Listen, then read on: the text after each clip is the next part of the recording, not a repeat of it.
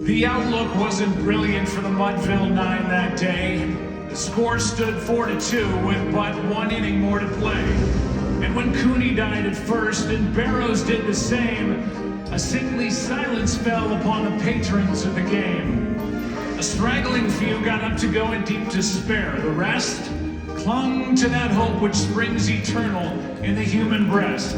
They thought if only Casey could get a whack at that, we'd put up even money now with Casey at the bat. But Flynn preceded Casey, as did also Jimmy Blake. And the former was a Lulu and the latter was a cake. So upon that stricken multitude, grim melancholy sat. For there seemed but little chance of Casey's getting to the bat.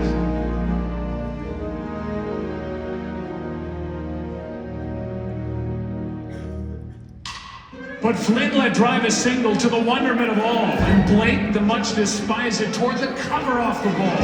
And when the dust had lifted, and the men saw what had occurred, there was Jimmy safe at second, and Flynn a hugging third.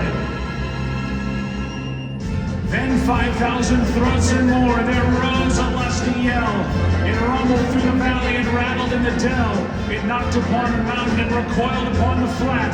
For Casey, mighty Casey, was advancing to the bat.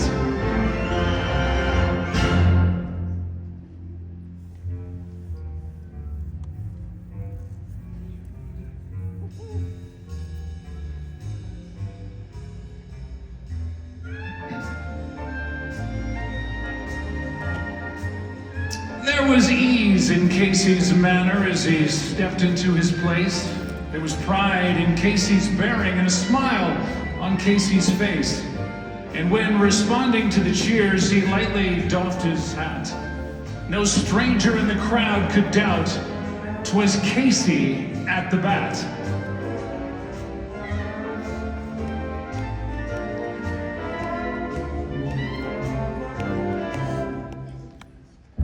"10,000 eyes were on him as he rubbed his hands with dirt. 5,000 tongues applauded when he wiped them on his shirt. Then while the writhing pitcher ground the ball into his hip, defiance gleamed in Casey's eye, a sneer curled Casey's lip. And now the leather-covered sphere came hurtling through the air, and Casey stood a-watching it in haughty grandeur there. Close by the sturdy batsman, the ball unheeded sped. "That ain't my style," said Casey. "Strike one," the umpire said. From the benches black with people there went up a muffled roar, like the beating of the storm waves on a stern and distant shore. "Kill him! Kill the umpire!" shouted someone on the stand. And it's likely they'd have killed him had not Casey raised his hand.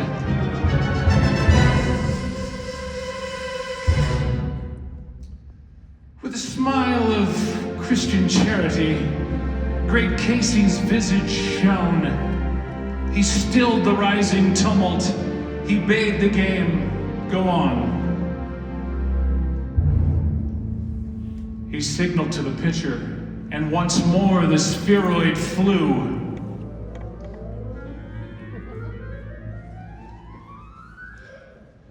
But Casey still ignored it.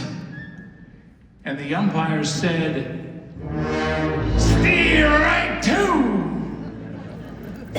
"Fraud!" cried the maddened thousands, and the echo answered, "Fraud!" But one scornful look from Casey and the audience was awed.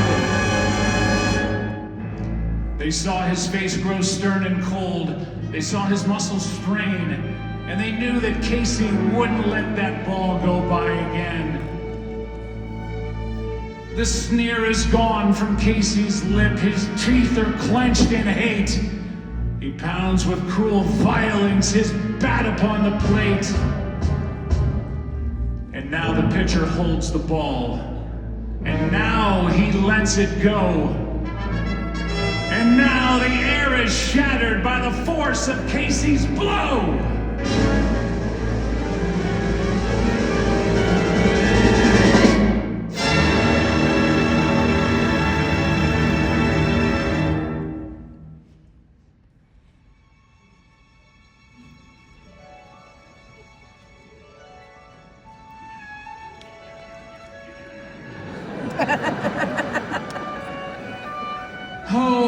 Somewhere in this favored land, the sun is shining bright. The band is playing somewhere, and somewhere hearts are light. And somewhere men are laughing, and somewhere children shout.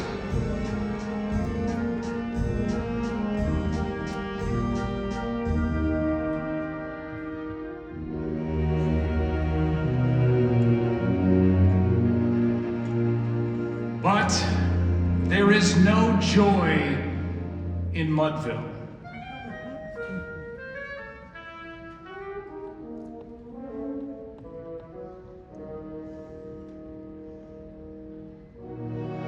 Mighty Casey has